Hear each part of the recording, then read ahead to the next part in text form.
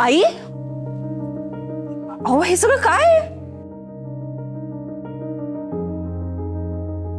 चला उठा, आज चला.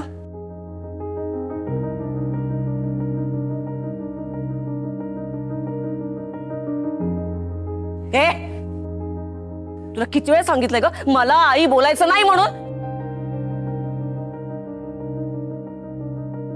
तू माझ्यावर आवाज चढवतेस, मला ऑर्डरी सोडतेस.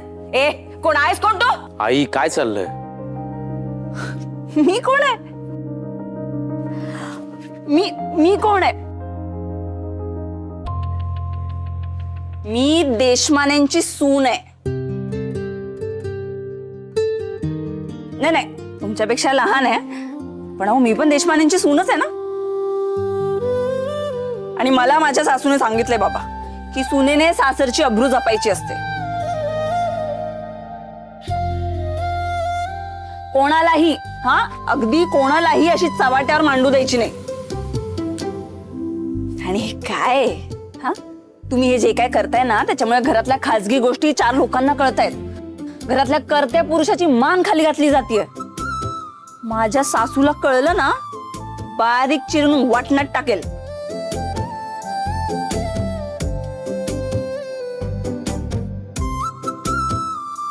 नाही नाही बाबा, मी रिस्क नाही घेऊ शकत. मला माझ्या सासूने जे सांगितले ते करावं लागेल.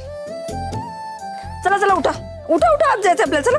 ए गप्प बस, मला शिकवायची गरज नाहीये. हा झालं, झाली स्टाईल मारून झाली. आईचीच गोळी आईला देतेस तू. नणंदबाई, माहेर वाशिण आहात की नाही?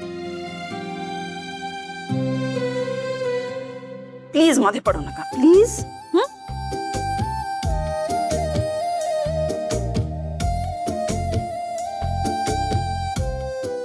आई अहो उठा, चला चला उठा लवकर. हे मला शिकवायची गरज नाही. हा सांगून ठेवते. नाही नाही नाही, मी हे काही नाही शिकवते. ही सगळी शिकवणी ना माझ्या सासूची आहे. मी तर फक्त सांगते, पण तुम्ही ऐकतच नाही आहात. बघा, मी मग काही केलं तर मला सांगायचं नाही. काय केलं म्हणजे? काय करणार काय आहेस तू? हा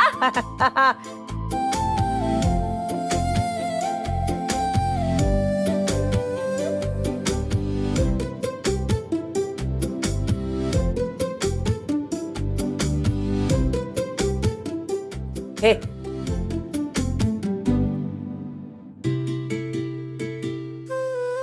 याला हात नाही लावायचा. हा सांगून ठेवते.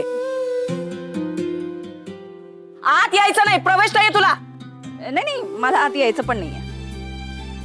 तिकडे तिकडे घुसत असते नुसती.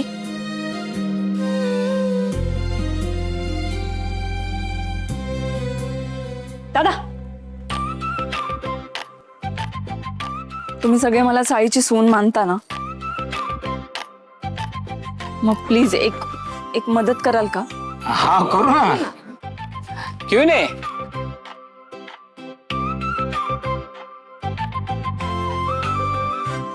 मग या सगळ्यांनी आणि उचला ही राहुटी.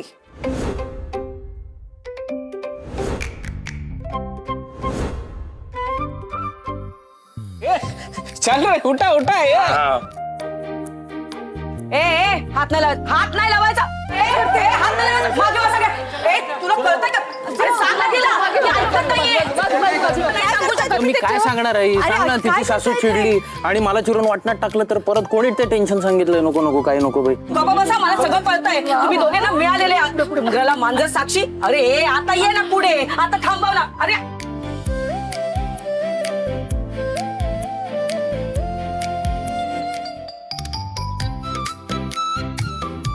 माझी राहुटी उचलली ना,